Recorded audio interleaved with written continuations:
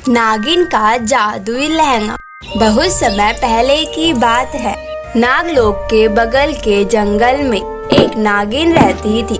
उस नागिन को कुछ दिनों पहले ही नागलोक से बाहर निकाल दिया गया था, क्योंकि वह दूसरी नागिनों से और ज्यादा शक्तिशाली बनना चाहती थी। इसके लिए वह नागमणि पाना चाहती थी। यह सब नागरानी को पता चल जाता है। फिर नागरानी उस नागिन को बुलाती है और उससे कहती है, क्या तुम्हें पता है नागलोक के कुछ कानून बनाए हुए हैं और तुम उस कानून को तोड़ चुकी हो। अब तुम्हें नागलोक में रहने का कोई हक नहीं है। तुम फौरन यहाँ से दफा हो जाओ। ऐसा बोलते हुए नागरानी ने उस नागिन को नागलोक से बाहर निकाल दिया।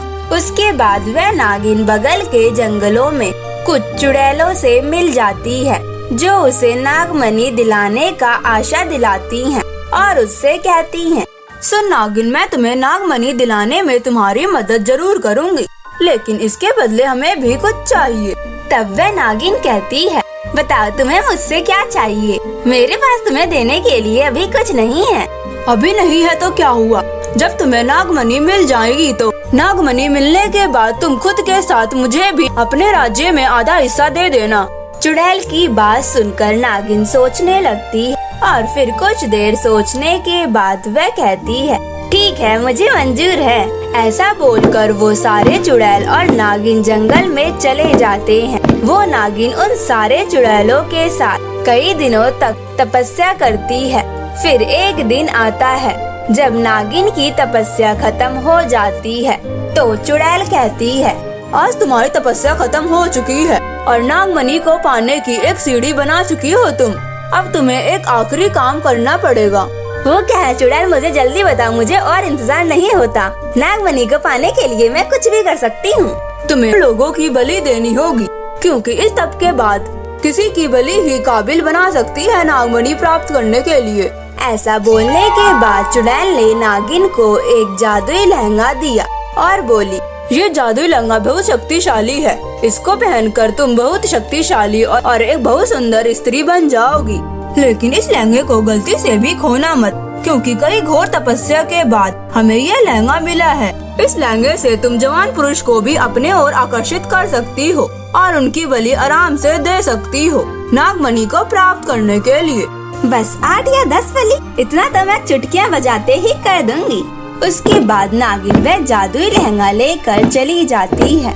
जादुई लहंगा पहनने के बाद नागिन एक अप्सरा की तरह लगने लगती है और अपने शिकार की ओर निकल जाती है। कुछ दूर जाने के बाद वो एक सुनसान रास्ते पे इंतजार करने लगती है।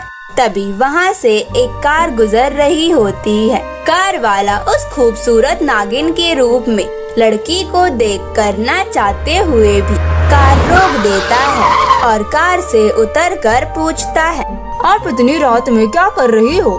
क्या आपको पता नहीं है ये रास्ता रात के समय सुरक्षित नहीं है आपके लिए? तब नागिन कहती है, हाँ मुझे डर तो लग रहा है, पर मैं इस गांव में नई हूँ। मुझे इस गांव में कोई नहीं जानता है। अरे कोई बात नहीं, तुम जब तक चाहो तब तक मेरे घर में रुक सकती हो। उसके बाद ऐसा बोलकर नागिन और वो लड़का उसी कार में बैठ जाते हैं। कुछ ही देर बाद लड़के का घर आ जाता है। उस लड़के के माँ बाप कुछ दिनों पहले ही गुजर गए थे और उसके घर पर कोई नहीं था, जिसका फायदा उस नागिन ने उठाया। उसने मौका देखते ही लड़के को डस लिया। लड़का को समझ पाता कि उससे पहले ही उसकी मौत हो गई। ऐसा करते करते नागिन अपनी खूबसूरती से रोज नए लड़कों को फंसाती और उनकी बलि दे देती और ऐसे ही वह बहुत सारे लोगों की जान ले चुकी थी। फिर उस गांव में पंचायत की बैठक हुई और लोगों ने कहा, जी हमारे गांव में रोज एक ना एक लड़का गायब हो जाता है और उसकी लाश हमेशा उस सुनसान रास्ते पर मिलती है, जिसका कुछ ना कुछ मतलब है और इसका जल्द ही उपाय निकालना होगा। ये सब ऐसी समस्या है जिसका समाधान हम नहीं कर सकते। इसके लिए हमें पुलिस के पास जाना चाहिए। और उसके बाद वह सारे लोग पुलिस के पास जाते हैं और कहते हैं, सर हमारे गांव में रोज एक नौजवान गायब हो जाता है और सुबह हमें उसकी लाश मिलती है। तब उनसे पुलिस पूछती है, अच्छा तुम्हें इसके अलावा कुछ और पता है? हाँ, एक जादू लहंगे वाली लड़की नौजवानों को मारती है, बस हमने यही सुना है।